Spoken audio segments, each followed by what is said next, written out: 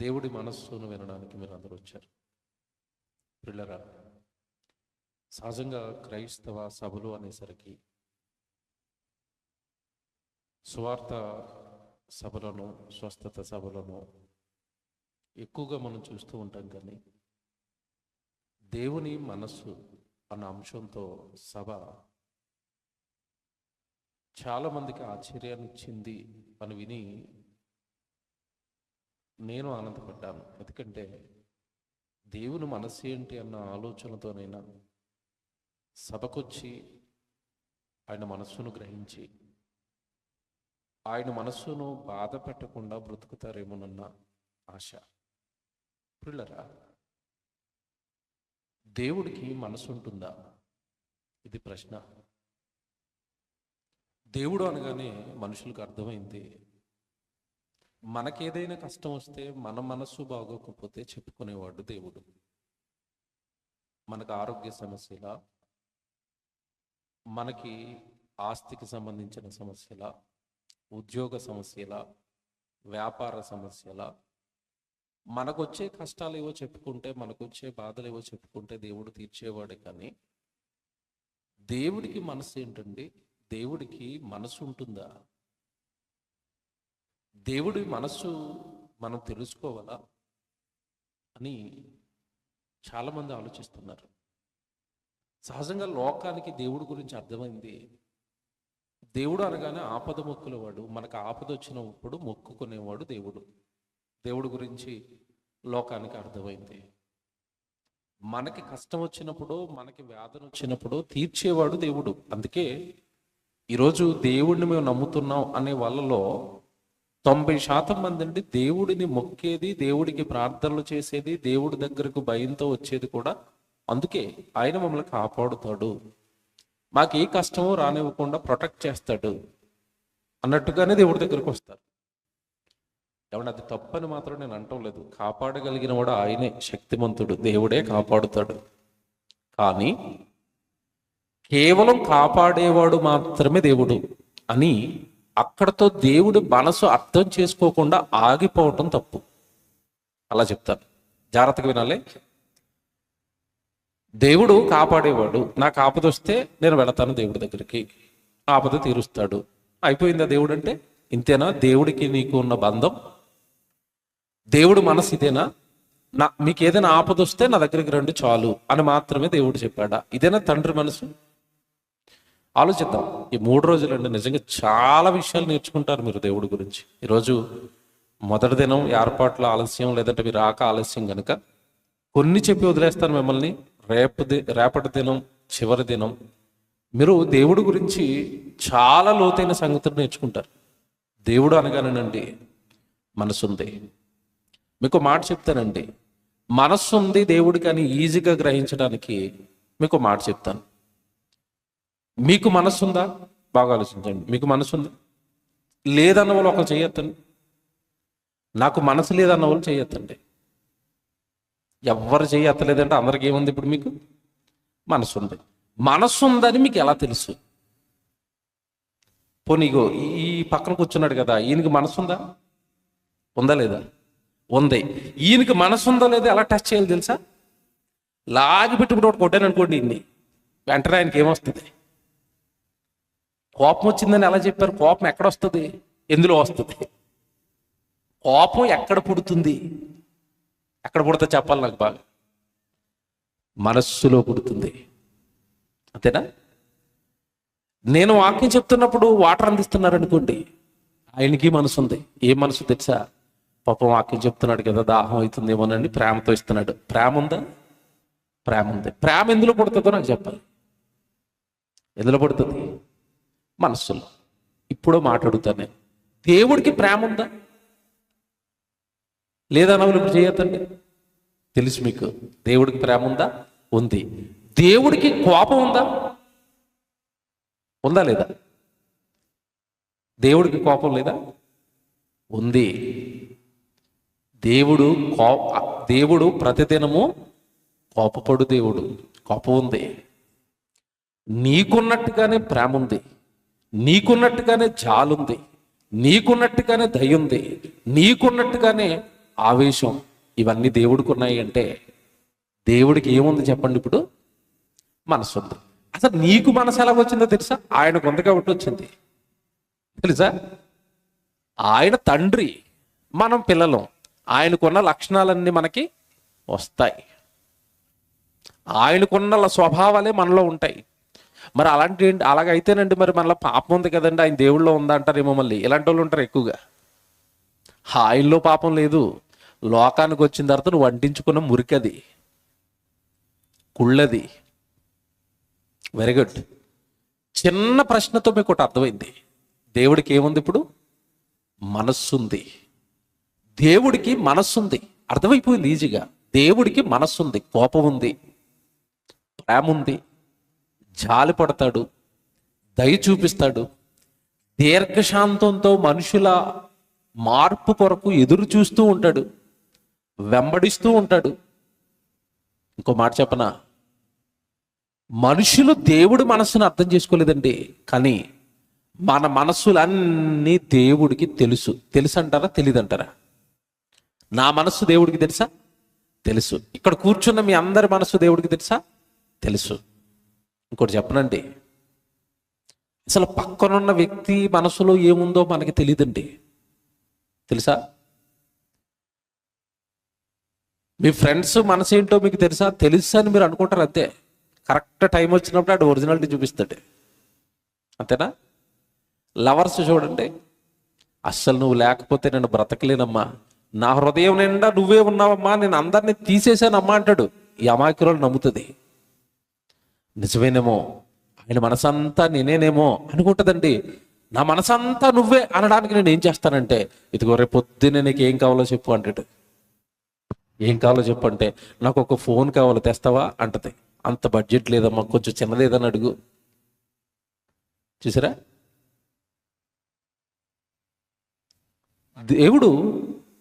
దేవుడి మనస్సు పక్కనున్న ఎవడి ప్రియుడు మనసులో లోతుగా నువ్వు ఉన్నావో లేదో నీకు తెలీదు. తెలుసంటారా? తెలీదు. మన చుట్టూ చాలా మంది మనల్ని ప్రేమిస్తున్న వాళ్ళగా కనపడతారు. నిజంగా ప్రేమిస్తున్నారు వాళ్ళు? మీదో ఏదో అవసరత ఉంటే ఆ బంధం ఏర్పాటు చేసుకుని మీ చుట్టూ తిరుగుతారండి. ఒరిజినల్ ప్రేమలు ఈరోజు లేవండి, చచ్చిపోయాయి. అన్నీ ఆర్థిక సంబంధాలే ఈరోజున్న ప్రేమలన్నీ. ఆస్తుంటే నీ చుట్టూ చాలామంది ఉంటారు. నువ్వు పేదవాడు అనుకో, నీ చుట్టూ ఎవరైనా ఉంటారా? నీ దగ్గర డబ్బు లేకపోతే నీ చుట్టూ ఎవరైనా ఉంటారా? ఉండరండి. డబ్బులు ఉన్న వాళ్ళ ఇంట్లో చూడండి ఎప్పుడు. మరి మీకు ఇది అర్థం కాదంటే ఒక మాట చెప్తాను. ఎమ్మెల్యేగా ఉన్నప్పుడు ఎమ్మెల్యే గారి ఇంటి ముందు ఎంతమంది ఉంటారు? పిఏ ఉంటాడు, ఎవడు బాడీ గార్డ్స్ ఉంటారు, గన్మెన్లు ఉంటారు, ఒక 20-30 మంది లోపలికి బయటికి కార్యకర్తలు తిరుగుతూ ఉంటాడు. ఈ ఎమ్మెల్యే ఎలక్షన్లో ఓడిపోయాడు అనుకోండి, ఎంతమంది ఉంటారు? ఎవరు ఉండరు. ఫ్యాన్ ఇసురుకుంటే ఇలా కూర్చుంటాడు బయట.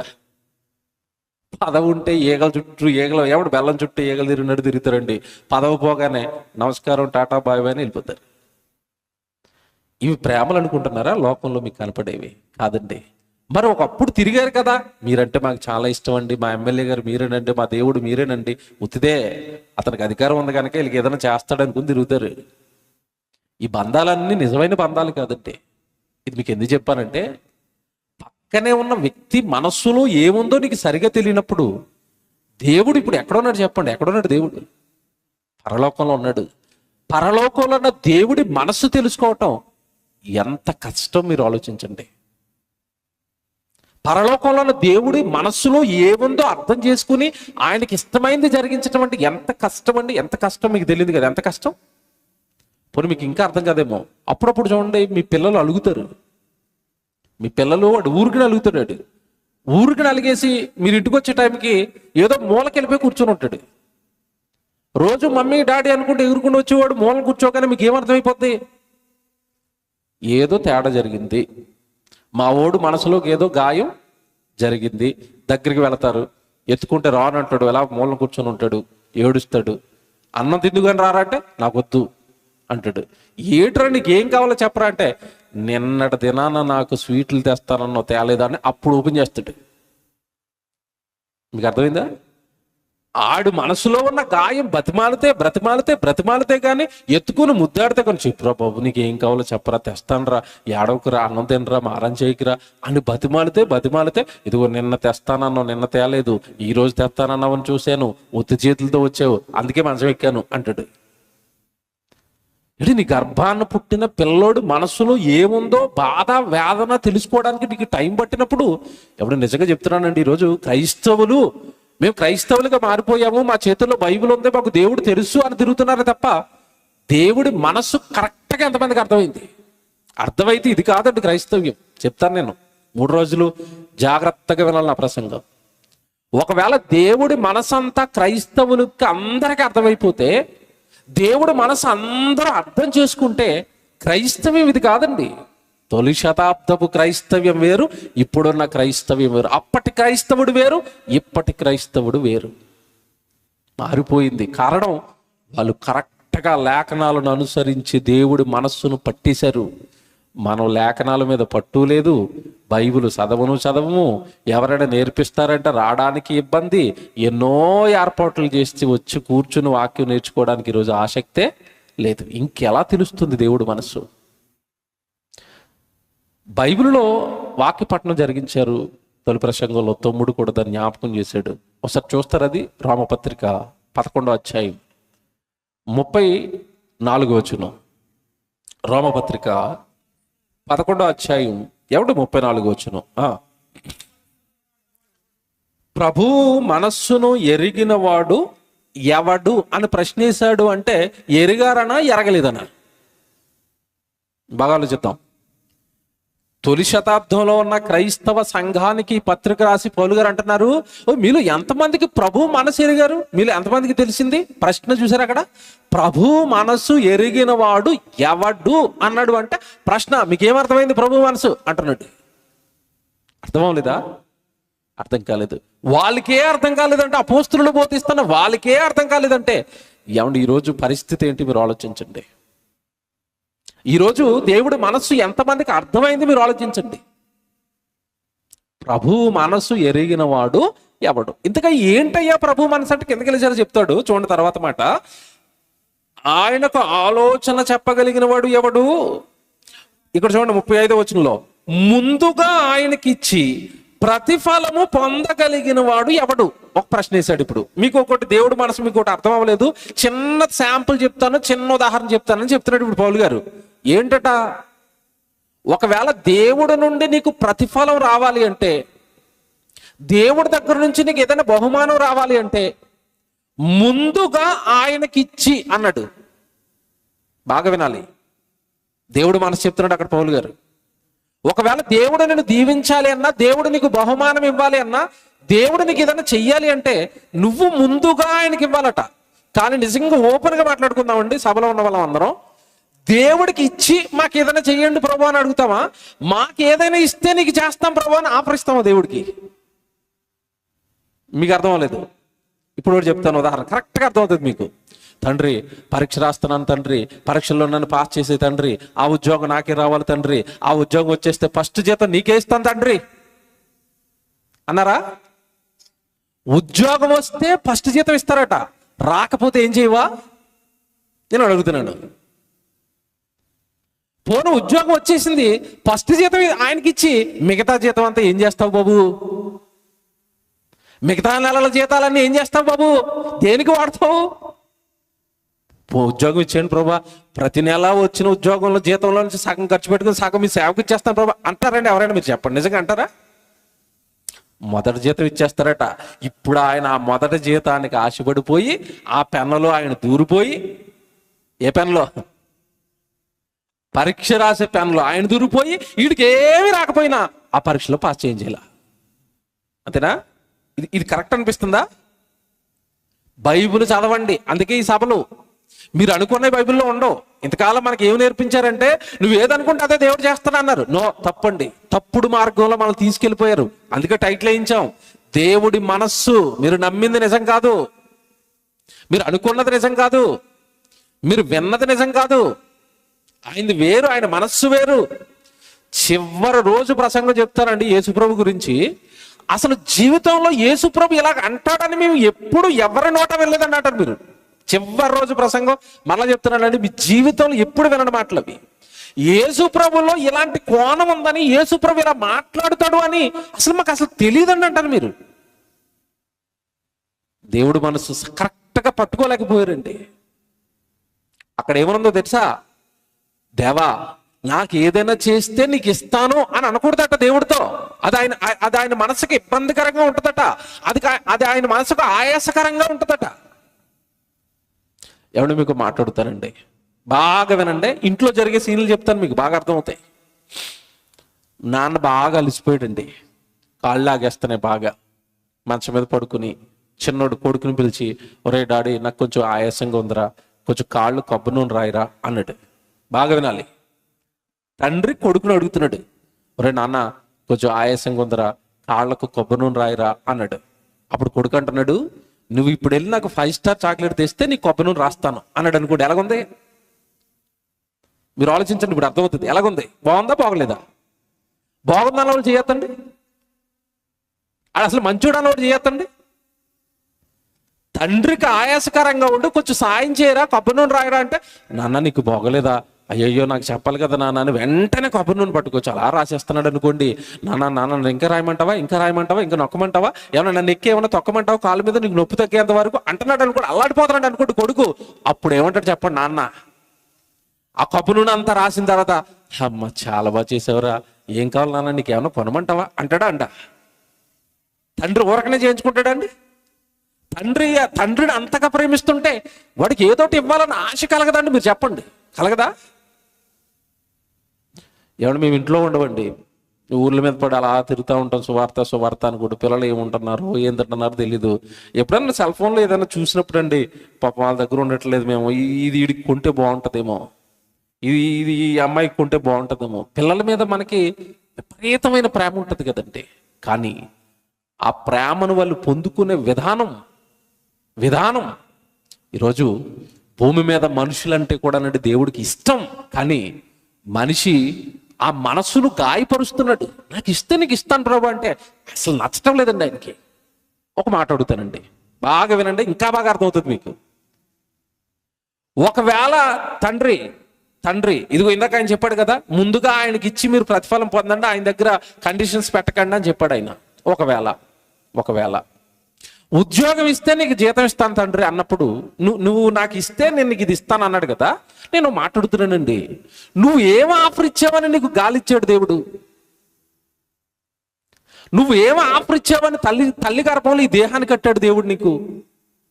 నువ్వు ఏమిచ్చావని నువ్వు పుట్టక మునిపై ఈ అనంత విశ్వాన్ని చేశాడు దేవుడు నీకు. నువ్వు ఏమిచ్చావని ఆకాశాన్ని చేశాడు. నువ్వేమిచ్చావని నువ్వు తింటున్న తిన్నంతా చేశాడు.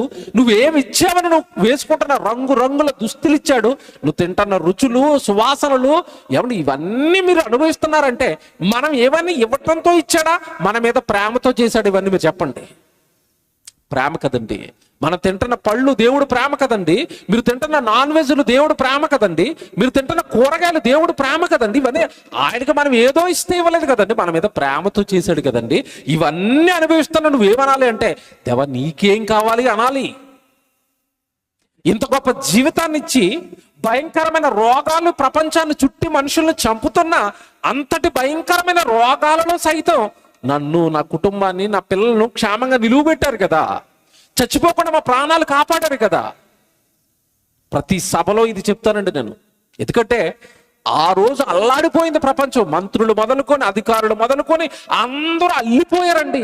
ఎవరికి ప్రాణాల మీద ఆశ లేదు, దక్కుతాయన్న నమ్మకం లేదు. ఏమంటే కూరగాయలు ఇంటికి వచ్చినా భయపడిపోయే వాళ్ళు.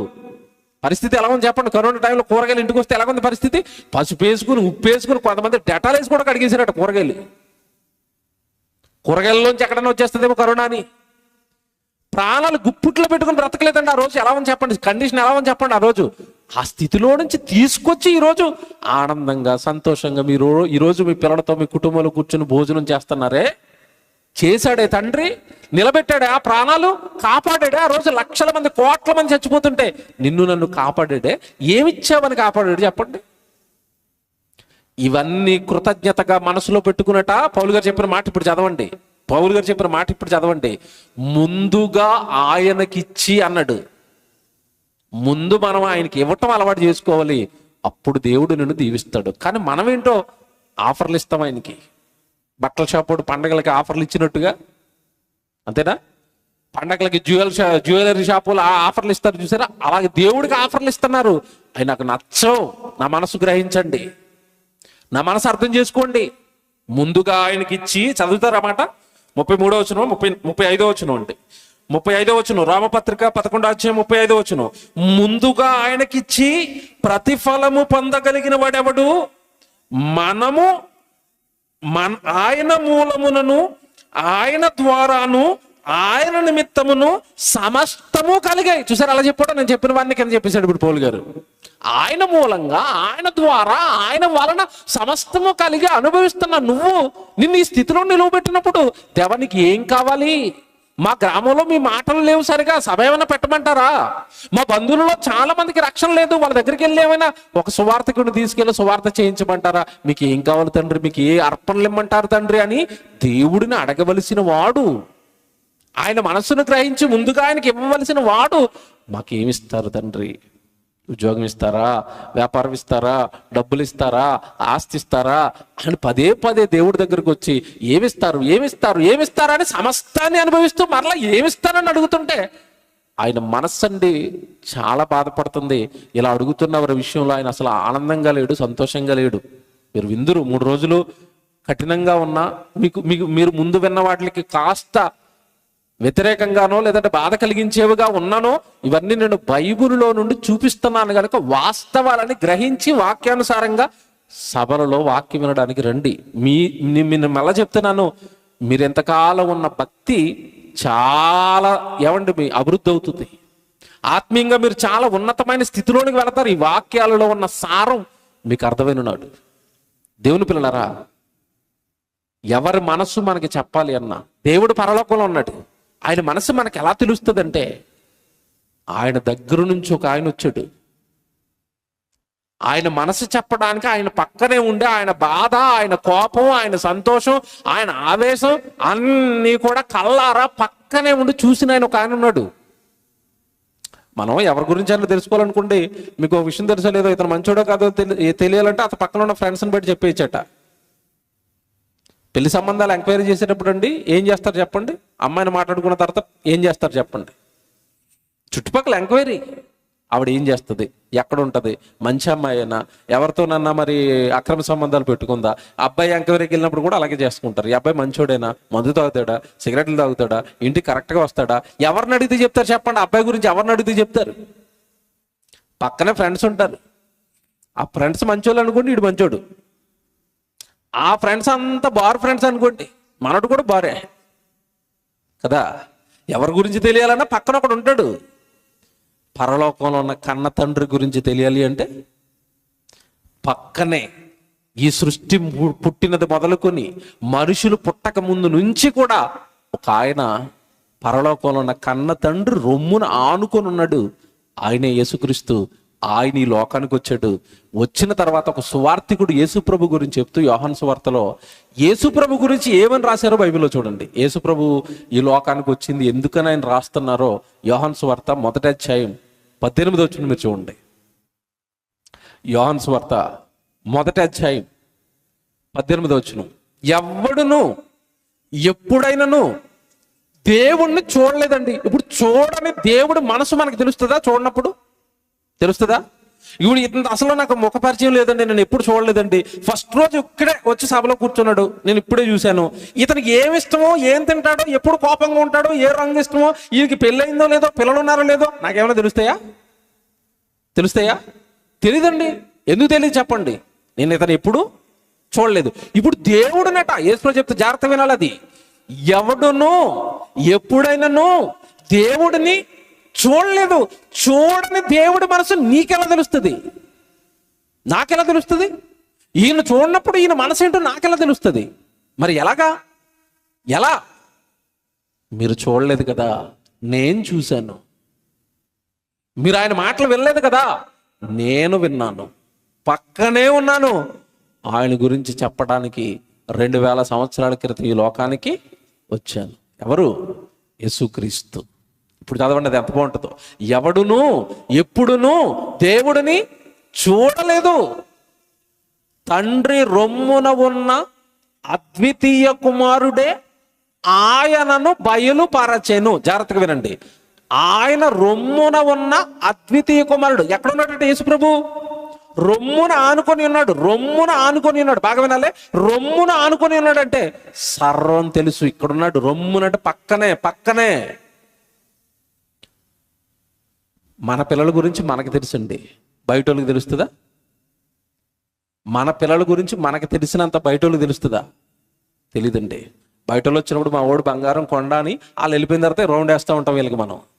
ఎందుకంటే మన బంగారాలు మన కొండలు ఎంత మంచివో మనకు తెలుసు, అంతే కదండి. బయట వాళ్ళు వచ్చినప్పుడు మా వాడు చాలా సూపర్ అండి, చాలా నీట్గా ఉంటాడండి, ఆడుకుంటాడు, ఆటలు ఆడుకుంటాడండి, చదువుకుంటాడండి అంటే వాళ్ళు వచ్చినప్పుడు ముందే ట్రైనింగ్ ఇచ్చి పెడతారు. ఒరే ఆంటీ వాళ్ళు వస్తున్నారు, సైలెంట్గా ఉండే ఏమనుకుంటారు. ఆంటీ వాళ్ళు వచ్చినప్పుడు మా వాడు సూపర్ అండి, మా వాడు సూపర్. ఆంటీ అలాగే వెళ్తుంది అంతే. రా ఏం చెప్పాను, ఏం చేస్తున్నావు నువ్వు? చూసారా? మీకు ఏమర్థమైంది తెలుసా? మీ పిల్లలు ప్రతి క్షణం మీ పక్కనే ఉంటారు కనుక మీ పిల్లలు అల్లరి ఎప్పుడు చేస్తారో, ఏ తప్పుడు పని ఎప్పుడు చేస్తారో, ఏ పాపం ఎప్పుడు చేస్తారో మీకు బాగా తెలుసు. ఎవరి గురించి అయినా మనం చెప్పాలి అంటే, ఎవరి మనసైనా మనం అవతల వాళ్ళకి ఎక్స్ప్లెయిన్ చేయాలి అంటే మనం వాళ్ళ పక్కనే ఉండాలి. ఏమండి, దేవుడిని సమీపించిన వాడు మానవుడు ఎవ్వరూ కూడా లేరు. సమీపింపరాని తేజస్సులో ఆయన మాత్రమే వసించుచున్నాడు అని బైబిల్లో ఉంది. ఆయన దగ్గరికి వెళ్ళగలిగిన వాడు కూడా ఎవరు లేరు. మరి ఎలాగంటే మా తండ్రి, మా దేవుడు, మమ్మల్ని కన్నవాడు, ఈ సృష్టిని చేసిన ఆయన మనస్సు మాకు ఎలా తెలుస్తుంది అంటే, నేనున్నాను కదా ఆయన పక్కనే. యేసుక్రీస్తు అంటున్నాడు, నేను ఆయన రొమ్మున ఆనుకొని ఉన్నాను కదా. ఆయన గురించి, ఆయనను బయలుపరచడానికి, ఆయన కోపము, ఆయన ప్రేమ, ఆయన ఆవేశము, ఆయన దీర్ఘశాంతము, ఆయన ఎవరిని హత్తుకుంటాడు, ఎవరిని ద్వేషిస్తాడు, ఎవరిని ప్రేమిస్తాడు, ఎవరిని అసలు నా దగ్గర కూడా రానివ్వకూడదని తోసేస్తాడు, ఆయన మనసంతా మీకు చెప్పడానికి నేను వచ్చాను అన్నాడు. యేసుక్రీస్తుల వారు వచ్చి ఈ లోకానికి దేవుడి గురించి చెప్పకపోతే అసలు దేవుడి మనసేంటో ఈ లోకానికి తెలీదు. అలా చెప్తున్నాను, మీకు తెలియదు ఇది. అసలు యేసుక్రీస్తుల వారి లోకానికి వచ్చి దేవుడి గురించి చెప్పకపోతే దేవుడి గురించి అసలు ఏమీ తెలియదండి. ఒక మాట చెప్తాను, దేవుడు ఎలాగుంటాడో అని యేసుప్రభు చెప్పకపోతే ఈ లోకానికి తెలియదండి. దేవుడు ఎలాగుంటాడు చెప్పండి? ఎలాగుంటాడు? లోకాన్ని అడగండి దేవుడు ఎలాగుంటాడని. ఈయన ఒకలా చెప్తాడు, ఆయన ఒకలా చెప్తాడు, ఆయన ఒకలా చెప్తాడు, ఆయన ఒకలా చెప్తాడు, ఆయన ఒకలా చెప్తాడు. యేసుప్రభు అన్ని రకాలుగా చెప్పడు, ఒకలాగే చెప్పాడు. దేవుడు ఎలాగుంటాడంటే దేవుడు ఆత్మ కనుక అన్నాడంతే, అయిపోయింది. దేవుడు ఎలాగున్నాడట? ఆత్మ. చూసి వచ్చాడు కనుక చెప్పాడు. ఈ కిందలను అడగండి దేవుడు ఎలాగుంటాడు, ఇదిగో ఎలాగుంటాడు అంటాడు, ఇదిగో ఎలాగున్నాడు అంటున్నాడు, అలాగున్నాడు అంటున్నాడు. ఇలా చూడలేదు కదా, చూసిన ఆయన చెప్తున్నాడు దేవుడు ఎలాగున్నాడు. దేవుడు ఎలాగున్నాడట? దేవుడు ఆత్మ గనుక. చూసి వచ్చిన ఆయన చెప్పాడు. పరలోకం నుండి వచ్చాడు, పరలోకం ఉందని చెప్పాడు. పాతాళం వెళ్ళిపోయిన వాళ్ళని చూశాడు, పాతాళం ఉందని చెప్పాడు. దేవుని పిల్లలారా, దేవుడి గురించి చెప్పాలి అంటే దేవుడు రొమ్మున ఆనుకొని ఉన్నాడు. ఆయనకే దేవుడి మనసు బాగా తెలుసు. ఆయన వచ్చాడు ఈ లోకానికి దేవుడి మనసు ప్రజలందరికీ అర్థమయ్యేటట్టుగా చెబుతూ చెబుతూ చెబుతూ చెబుతూ చెబుతూ బాగా వినండి నాన్న, దేవుడు మనస్సు మీకు చెప్పడానికి వచ్చాను. దేవుడు మనస్సు, దేవుడు మనస్సు, దేవుడు మనస్సు. దేవుడు దేవుడు దేవుడు దేవుడు అంటే మీకు అర్థమవుదేమో. ఆయన మీ గురించి ఏమంటున్నాడో మీకు చెప్తాను, ఆయన మీ గురించి ఏం ఆలోచిస్తున్నాడో మీకు చెప్తాను అన్నాడు. ఒకప్పుడు అండి యేసుక్రీస్తుల వారు రాకమునుపు దేవుడిని అందరూ ప్రభువా అని పిలుస్తున్నారు, సర్వశక్తిమంతుడా అంటున్నారు, సర్వాధికారి అంటున్నారు. యేసు ప్రభు ఈ లోకానికి వచ్చి దేవుడిని ఏమని పిలవమని చెప్పడం ప్రారంభించాడు తెలుసండి. యోహాను శిష్యులు ప్రార్థన చేస్తున్నారు, ప్రభువా మాకు కూడా ప్రార్థన నేర్పించని శిష్యులు అడిగారు ఒక రోజు యేసుక్రీస్తుల వారిని. అప్పుడు దేవుడికి మీరు ప్రార్థన చేస్తానంటున్నారు కదా, వెరీ గుడ్. దేవుడితో మీరు మాట్లాడుతాను అంటున్నారు కదా, వెరీ గుడ్, సంతోషం. అయితే మీరు దేవుడిని ఇప్పటి నుంచి ప్రభువా అని పిలవకండి. ఏమని పిలవమన్నాడు? పరలోకమందున్న మా తండ్రి. మత్తయి సువార్త 6:9 అదేనా? ప్రార్థన చేయమన్నాడు. ఎలా చేయమన్నాడు? మత్తయి సువార్త 6:9 చూడండి.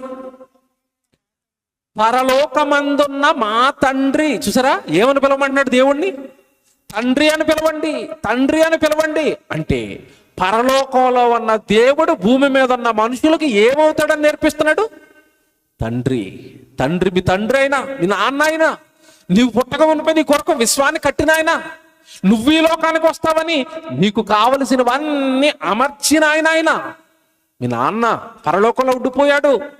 ఆ పరలోకంలో ఉన్న నాన్న మనసు మీకు చెప్పడానికే ఇదిగో నన్ను పంపించాడు ఆ పరలోకం నుండి. ఆయన ఎలాంటి వాడో, ఎలాంటి మనసుతో ఉన్నాడో, మీ ఎడల ఎలాంటి సంకల్పాన్ని కలిగి ఉన్నాడో, మీరు ఎలా ఉంటే ఆయన ఇష్టపడతాడో, మీరు ఎలా ఉంటే మీ మరణం తర్వాత ఆయన తన చెంతకు మిమ్మల్ని చేర్చుకుంటాడో సర్వం చెప్పడానికి వచ్చాను అన్నాడు.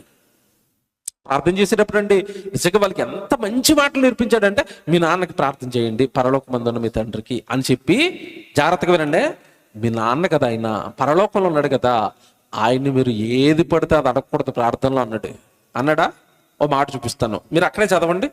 ఏమండి మత్తయి సువార్త 6వ అధ్యాయం. ఆయన మనసు చెప్తున్నాడు దేవుడు ఆయనకి ఎలాంటి ప్రార్థన చేయాలో, ఎలా ప్రార్థన చేస్తే ఆయన వింటాడో, నువ్వు ఎలాంటి ప్రార్థన చేస్తే ఆయన వినడో ఆయన మనసు ఈయనకి తెలుసు కనుక ప్రార్థన జాగ్రత్తగా చేయడం నేర్పిస్తున్నాడు. దేవుడితో ఎలా మాట్లాడితే ఆయన వింటాడో నేర్పిస్తున్నాడు, ఆయన మనసు ఏంటో నేర్పిస్తున్నాడు.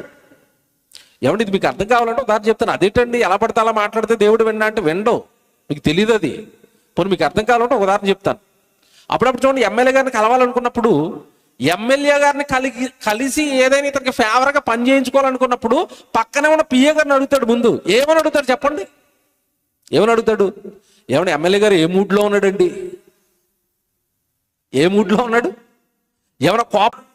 పరలోకంలో నా కన్న తండ్రి బాధ చూడలేక నా తమ్ముళ్ళు రా, మీ చెల్లెలు రా, చచ్చిపోతున్నారా, నరకానికి వెళ్ళిపోతున్నారా అంటే కన్న తండ్రి మదిలో ఉన్న మనసులో ఉన్న ఆవేదన చూడలేక మహానుభావుడు పరలోకాన్ని విడిచిపెట్టి వెడతాను డాడీ, నీ కోసం చెప్తాను డాడీ, నీ ఆవేదన చెప్తాను డాడీ, వాళ్ళ జీవితం 3 నాళ్ళు ముచ్చటని చెప్తాను డాడీ. ఆ లోక సంబంధమైన వాటిలో పడిపోయి తిండి కోసమో, బట్టల కోసమో, బంగారం కోసమో, ఉద్యోగాల కోసమో, ఉండని వ్యాపారాల కోసమో, ఆస్తుల కోసమో, భూముల కోసమో, ఇళ్ళ కోసమో, పొలాల కోసమో చంపుకుంటున్నారు, చస్తున్నారు. అదే జీవితం అనుకుంటున్నారు. దానికోసమే ఉద్యోగాలు అంటున్నారు, దానికోసమే వ్యాపారాలు అంటున్నారు, ఒకరినొకడు దోచుకుంటున్నారు, ఒకరినొకడు మోసం చేసుకుంటున్నారు. సైతాన్ వాళ్ళందరినీ మాయ చేసేసింది డాడీ. వాళ్ళు మనోనేత్రాలు తెరుస్తాను వెళ్ళి, అది 3 నాళ్ళ ముచ్చట జీవితం అని నా జీవితాన్ని ఎగ్జాంపుల్ గా పనంగా పెట్టి కళ్ళ ముందు వాళ్ళకి జీవితం అంటే ఏంటో చూపిస్తాను.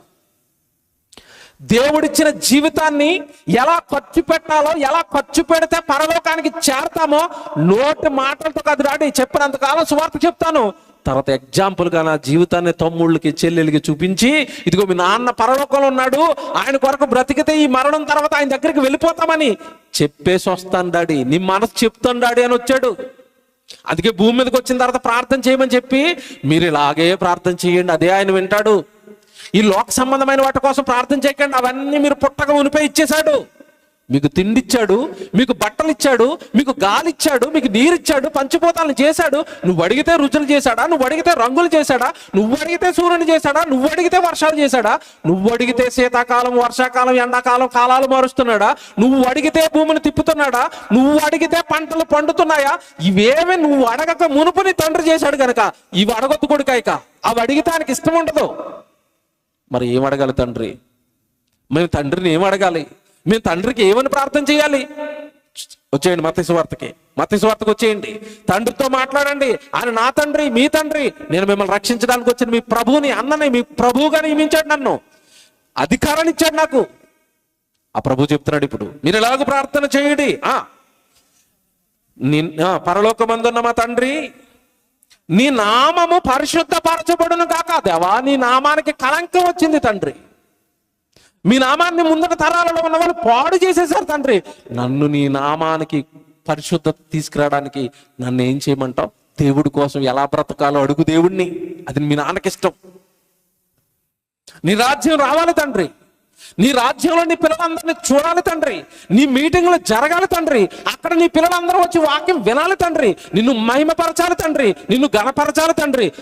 ఆ సీన్ నా కళ్ళ ముందు జరుగుతున్నది, అది నేను చూసి మిమ్మల్ని మహిమపరచాలి తండ్రి. ఈరోజు ఈ గ్రామంలో ఉన్న యూత్ అనుకున్నారు, చూశారు, దేవుడు ప్రసంగాలు పడుతుంటే, దేవుడు పాటలు పాడుతుంటే, పరలోకంలో ఉన్న కన్న తండ్రి రాజ్యం ఏర్పడాలి భూమి మీద, అది కోరుకోండి.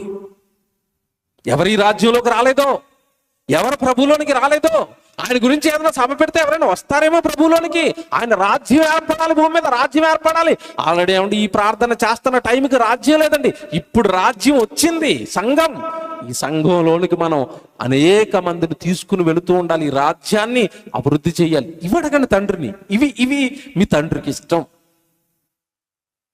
మీకు మాట్లాడుతాను ఇక్కడ, మీరు చెప్తున్నదంతా వన్ సైడ్ ఉందండి. ఏంటి వన్ సైడు? ఇప్పుడు చెప్తాను అసలు కాదు. మీ మనసులో ఏం రన్ అవుతుందో నాకు తెలుసు. ఆయనకి ఇష్టమైన చేయమంటున్నారు, ఆయనకి ఇష్టమైన చేయమంటున్నారు. ఆయనకి ఇష్టం, మాకు మనసు ఉండదా? అంతేనా? మాకు ఇష్టాలు ఉండవా? మాకు సంతోషాలు ఉండవా? ఆయన ఇష్టమే చెయ్యాలా? బాగా వినండి, బాగా వినండి. ఆయన ఇష్టాన్నే జరిగించాలండి. ఎందుకు తెలుసా? ఆయన ఇష్టాన్ని జరిగిస్తావని నీకు జీవితం ఇచ్చాడు. లేకపోతే నీతో పాటు చాలా కోట్ల మంది వచ్చారు తండ్రి గర్భంలో నుండి. వాళ్ళు ఎవరిని కాదనుకుని నిన్నొక్కదానినే తల్లి గర్భంలోకి తీసుకెళ్ళి అండంతో కలిపి నీకు ఒక రూపాన్ని కట్టి నిన్ను నమ్మాడు. నువ్వైతే భూమి మీద ఆయన ఇష్టాన్ని నెరవేరుస్తావని, నువ్వు ఆయన మనసు తెలుసుకుని ఆయన ఇష్టపెడతావని, నువ్వు ఆయన మనసు తెలుసుకుని ఆయన కోసం బ్రతుకుతావని నిన్ను సెలెక్ట్ చేశాడు. భూమి మీదకి వచ్చిన తర్వాత నేనెందుకు బతకాలన్నావు అనుకోండి, సరే చూసుకుంటాను ఈ సంగతి, వస్తావు కదా అక్కడికి అంటాడు. ఎక్కడికి? ఎక్కడ దొరుకుతుంది చెప్పండి వెళ్ళి దేవుడికి? గోతి దగ్గర. అప్పుడు ఎవరు వస్తారు? మీ అమ్మ వస్తుందా? మీ నాన్న? నువ్వు ఉద్యోగానికి వెళ్తున్నావు కదా మీ సారు, లేదా నీకు ఉద్యోగం వచ్చిన మీ యజమానులు, నీ చదువు, నీ డిగ్రీలు, నీ 3 ఎకరాల పొలం, మెడలో వేసుకుంటారు నెక్లెస్లు, గొలుసులు, ఉంగరాలు, పట్టీలు, ముక్కులోవి, చెవులోవి ఏవి రావు, ఒలిచేస్తారు ముందే. ఇవన్నీ ఒలిచేసిన తర్వాత మనం సాగనంపుతారు. శ్మశానం దగ్గర దొరికిపోతాం దేవుడికి. అప్పుడు అడుగుతాడు ఏం చేసావు భూమి మీద? ఏం చేశాను తండ్రి? తిన్నాను, త్రాగాను, సుఖించాను, ఆనందించాను. మరి నేను పుట్టించాను కదా, నా కోసం ఏం చేశావు? ఏమి చేయలేదు తండ్రి. సరేనాయన, మరి అక్కడ నీ కోసం ఒకటి రెడీ చేశాను, ఏమి చేయని వాళ్ళ కోసం. ఏంటది? అగ్నిగుండం. అక్కడికి వెళ్ళిపోయిన తర్వాత అండి, అగ్నిగుండానికి వెళ్ళిపోయిన తర్వాత ధనవంతుడు, తెలుసు కదా మీకు లూకాసు వార్త 16 అధ్యాయంలో ధనవంతుడు అగ్నిగుండంలోకి వెళ్ళిపోయిన తర్వాత అంటున్నాడు, కొంచెం వాటర్ ఇప్పిస్తారా ప్లీజ్ అంటున్నాడు. దేవుడు అంటున్నాడు, భూమి మీద నాకేమి ఇచ్చావని ఇక్కడ నీకు వాటర్ ఇవ్వాలరా అన్నాడు. అయిపోయిందా? మీకు అర్థమైందా లేదా? అక్కడ వాడు వాటర్ అడుగుతున్నాడండి. అక్కడ వాడు వాటర్ అడుగుతుంటే భూమి మీద నాకేం చేసేవారో బ్రతుకున్నప్పుడు అని అడుగుతున్నాడు దేవుడు. ఏ సేవకుడికి పచ్చి మంచినీళ్ళు కూడా ఇవ్వలేదు ప్రభు, అంత మంచోడు నేను. ఏ సహోదరుడికి కనీసం ఒక్కరోజు భోజనం పెట్టలేదు ప్రభు, అంత మంచోడిని నేను. ఎప్పుడు నీ పేరట ఒక సభ పెట్టడం కానీ, ఆ సభకు వచ్చిన ఒక 50 మందికో 100 మందికో 200 మందికో భోజనం పెట్టడం కానీ, ఒక బియ్యం కట్టివ్వటం కానీ, ఒక 1000 రూపాయలు ఇచ్చి ఆ సభలకు వాడండి అంట కానీ, ఇలాంటి మంచి పనులు ఏమీ లేవు ప్రభా నా జీవితంలో. అయితే మరి అక్కడ నాకేమీ చేయనప్పుడు ఇక్కడ నన్ను ఎందుకురా నీళ్ళు అడుగుతున్నావు? ఇది నా అండర్రా, అక్కడ నీ అండర్ వదిలేశాను. తిరిగావు, తిన్నావు, సుఖించావు, ఆనందించావు. దేవుడు మనసు అంటే నాకెందుకు, నాకు మనసు లేదా అన్నావు, దొరికావు. ఇప్పుడు మీకు చెప్పబోయేది ఒకటే, భూమి మీద ఉండగా దేవుడు మనసును గ్రహించకపోతే మరణం తర్వాత చాలా పెద్ద ప్రమాదంలో పడిపోతాం. దేవుడు ఎంత మంచోడో తెలుసండి. ఒక మాట చదివిస్తాను చూడండి, మీకు ఎంత బాగుంటుందో. మత్తయి కీర్తనల గ్రంథం చూడండి ఒకసారి. కీర్తనల గ్రంథం చదవండి, 139వ కీర్తన 2వ వచనం చదవండి ఒకసారి. ఏమండి? 139వ కీర్తన 2వ వచనం. దేవుడు గురించి కరెక్ట్గా పట్టుకోవాలి. ఇప్పుడు మీరు ఇక్కడ 139వ కీర్తన 2వ వచనం. నేను కూర్చుండుట, నేను లేచుట నీకు తెలుసు. ఎవరికి తెలుసు? దేవుడికి తెలుసు. జాగ్రత్తగా వినాలి. నేను కూర్చున్నా దేవుడికి తెలుసట, నేను లేచిపోయిన దేవుడికి తెలుసు. చాలా మంది స్టార్టింగ్లో వచ్చి ప్రార్థనలో కూర్చుంటారు. వాళ్ళు కూర్చునేటప్పుడు చూసాడు దేవుడు, అమ్మ వీడు చాలా భక్తితో నా ప్రార్థనకు వచ్చాడు అనుకున్నాడు. ఆ కూర్చోవడం చూశాడు, శ్రద్ధగా వాక్యం వింటాడేమో అనుకుంటది. మధ్యలో ఫోన్ వచ్చి లేచి వెళ్ళిపోయాడు. కూర్చున్నప్పుడు చూసిన దేవుడు లేచి సభ మధ్యలో వెళ్ళిపోతున్నప్పుడు చూసాడా చూడలేదా? చూశాడు. కొంతమంది చివరి ఆశీర్వాద ప్రార్థన వరకు కూడా ఉండరు, టక్ టక్ టక్ టక్ మంది చదువుకుని వెళ్ళిపోతానే ఉంటారు ప్రసంగం అయిపోగానే. వాళ్ళని చూస్తున్నాడా? చూస్తున్నాడు.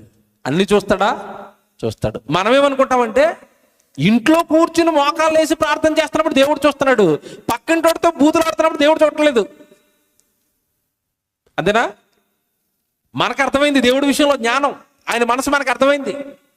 కాదండి, మీరు భక్తిగా ప్రార్థన చేస్తున్నప్పుడు దేవుడు మిమ్మల్ని చూస్తాడు. మీరు సభలో కూర్చుని వాక్యం వింటున్నప్పుడు దేవుడు చూస్తాడు.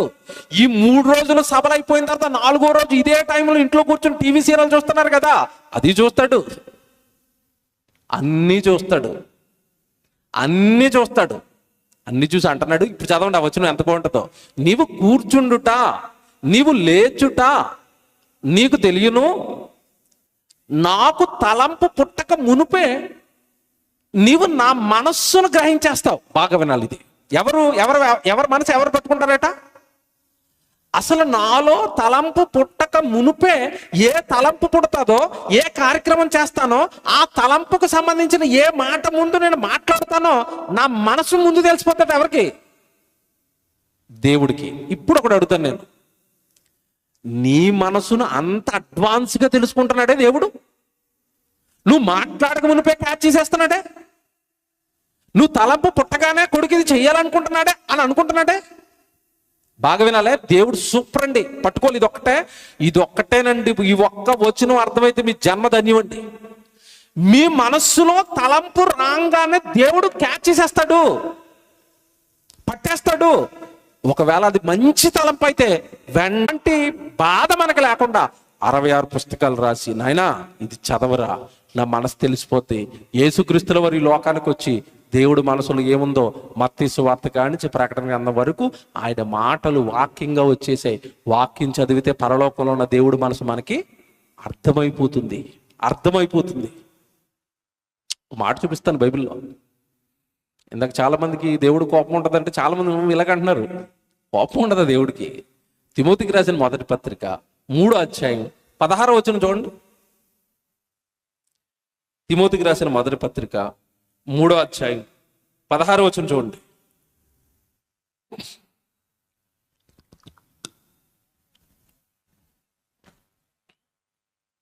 రెండో తిమోతి 3వ అధ్యాయం 16వ వచనం అండి. తిమోతికి రాసిన 2వ పత్రిక 3వ అధ్యాయం 16వ వచనం. దైవజనుడు సన్నద్ధుడై ప్రతి సత్కార్యమునకు పూర్ణముగా సిద్ధపడి ఉండునట్లు దైవావేశము వలన కలిగిన ప్రతి లేఖనము, అది అండర్లైన్ చేసుకోండి. దైవావేశము వలన కలిగిన ప్రతి లేఖనము. దైవానికి ఏమొచ్చిందట? ఆవేశం. ఆవేశం ఎప్పుడు వస్తుందో నాకు చెప్పాలి. ఆవేశం ఎప్పుడు వస్తుందండి? ఒక వ్యక్తి ఆవేశంతో ఎప్పుడు ఊగిపోతూ ఉంటాడు. కోపం వచ్చేసింది ఏదో విషయంలో కోపం వచ్చింది. జాగ్రత్తగా వినాలి. ఇక్కడే ముగించేస్తాను. దైవావేశము వలన కలిగిన ప్రతి లేఖనము అంటే, ఇప్పుడు ఈ నీ చేతుల్లో ఉన్న బైబిల్ ఏదైతే ఉందో, ఈ బైబిల్ నీ చేతుల్లోకి రావడానికి అసలు కారణం ఏంటో తెలుసా?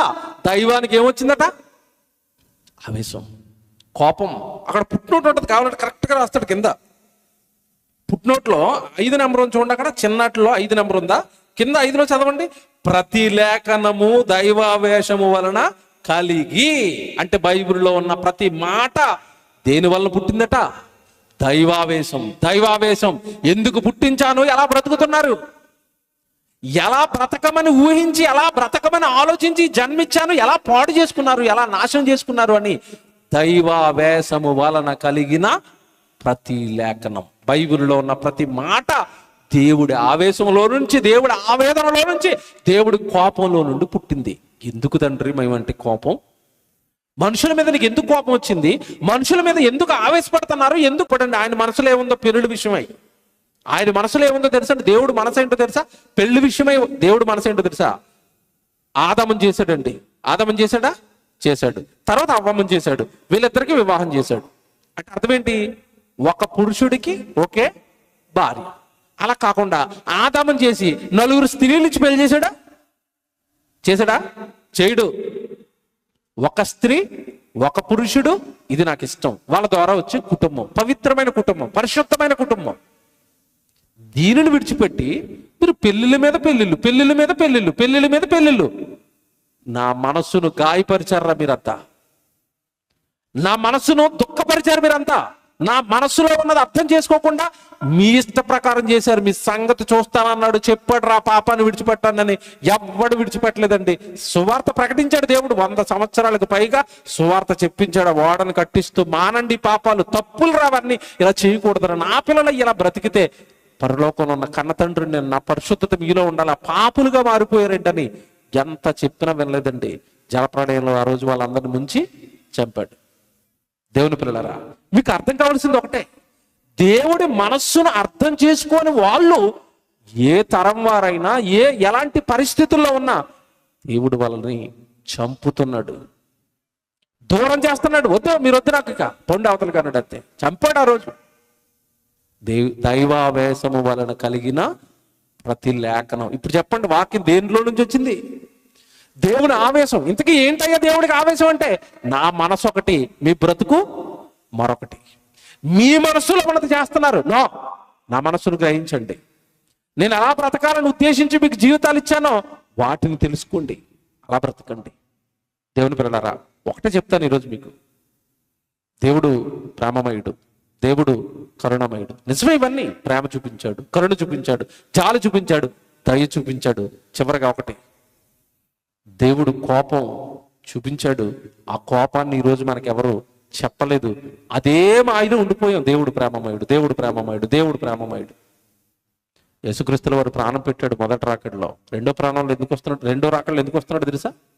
శిక్షించడానికి. విందురు ఈ 3 రోజులు దేవుడి ప్రేమ, దేవుడి బాధ, దేవుడి కోపం, దేవుడి ఆనందాలు, దేవుడి సంతోషాలు, ఇవి కూడా చెప్తాం. ఏదో ఒకటి చెప్పి వదలవండి 3 రోజులు. మీరు విందురు మొదటి రోజు మీకు ఏమర్థమైందంటే, సింపుల్గా దేవుడికి మనసు ఉంది. ఆ మనసులో మనుషులు ఆ మనసును అర్థం చేసుకోకపోతుంటే ఆయనకి కోపం వస్తుంది.